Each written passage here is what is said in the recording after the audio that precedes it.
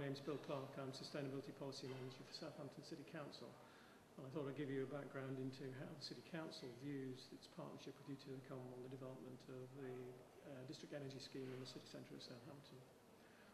As you're probably aware, the scheme started way back in the 1980s, and the reason for developing this scheme at that time was to make use of the good luck, in effect, of us having a geothermal well sunk in the city, and the opportunity that afforded to develop a local energy scheme. And we thought at the time, well, I wasn't personally involved then, we thought at the time that this would be quite a small energy scheme based entirely on geothermal. Since then, of course, it has developed into a very large-scale scheme, which the geothermal element is only a very small part. Now, the driver to that was, at the time, the economic woes facing the country after the fuel crisis in the 1970s. But by the time the scheme got started in the 1980s, that process had been overtaken by an economic boom, and we saw the opportunity for the redevelopment of this area where the heat stations exists at the moment in a major redevelopment and regeneration of the city. And the opportunity to build on the energy scheme at that time was obviously something we took into consideration, although it hasn't actually, it doesn't supply all the buildings in that area. One of the main issues that we had to confront as a city council was we did not have the skills in-house to develop this scheme, and neither did we have the skills in the country really to develop the scheme. We had to go to France, to IDEX and Utilicom, who have done this type of work in Europe for a long time and are experts in the local district heating scheme environment, and they took the scheme forward for us. The City Council's partnership arrangement with them through the Joint Cooperation Agreement means that the financial risk is taken wholly by Utilicom, and they have funded the scheme. They found the funding regimes for the scheme.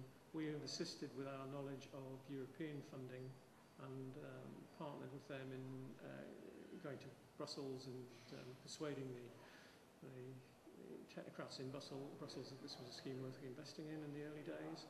And we also help with making applications to for instance, the Community Energy Fund when it existed.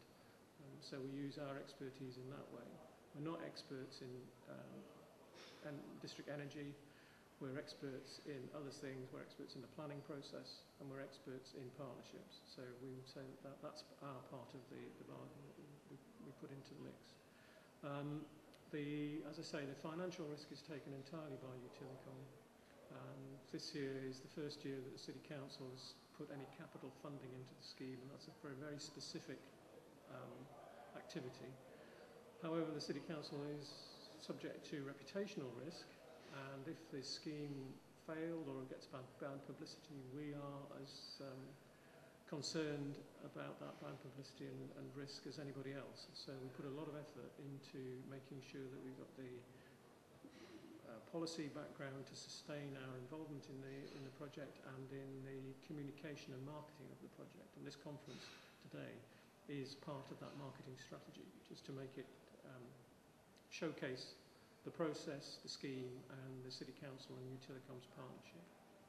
The planning process is a more difficult area to cover, where I would say we're as expert in this as you can be, given the constraints of a changing planning field.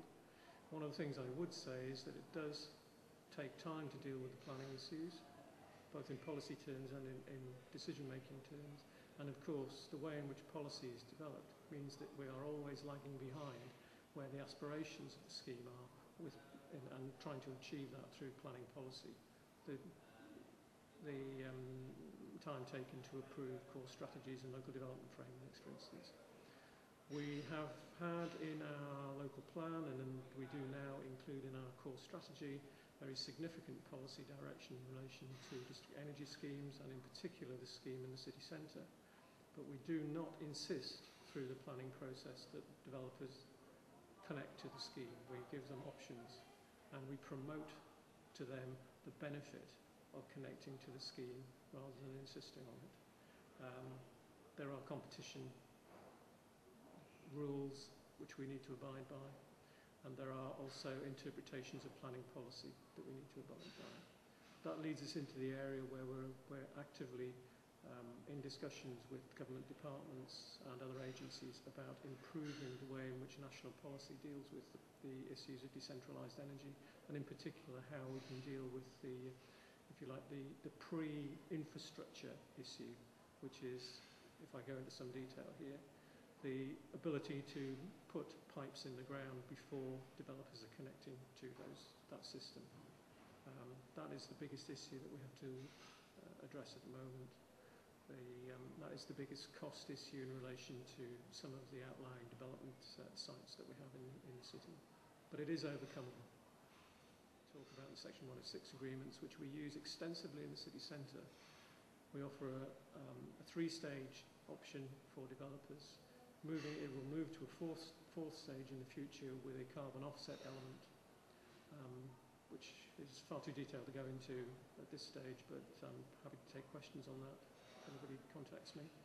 The options are, if you're nearby this scheme, connect to this scheme, set up a standalone scheme, or put in alternative measures that will at least match the benefits in CO2 reduction and local energy generation that one of the other options gives.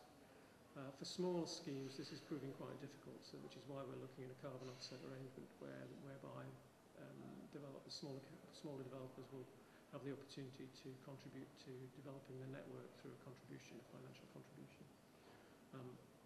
How that works with the changes to Section 106 agreements that are currently in the government's in-tray, I'm not entirely sure, but from what's happening in guidance and in the climate change bill going through Parliament today, it indicates that a more robust line will be possible in terms of cities and councils where there is a local scheme in place or one is planned, and that will allow for a higher number of developers to be encouraged to connect to the scheme. We back this planning process up with a vision for energy called Energising Southampton, which sets out a roadmap of where we would like to be in terms of developing the city centre scheme, replicating that elsewhere in the city, and also working with our partners in Push and with other partners in the sub-region like CEDA to see how new decentralised energy processes and infrastructure can be developed. And I'm thinking here about the links of the Energy from Waste programme, developing a sub-regional biomass market which is not related to individual suppliers and individual users, but is on a much larger scale than that. And also to look at the prospects of engaging with developers who are not yet involved in Southampton, but may be involved in other areas of the central region of the UK and the Push area, to involve them in the partnership in the future.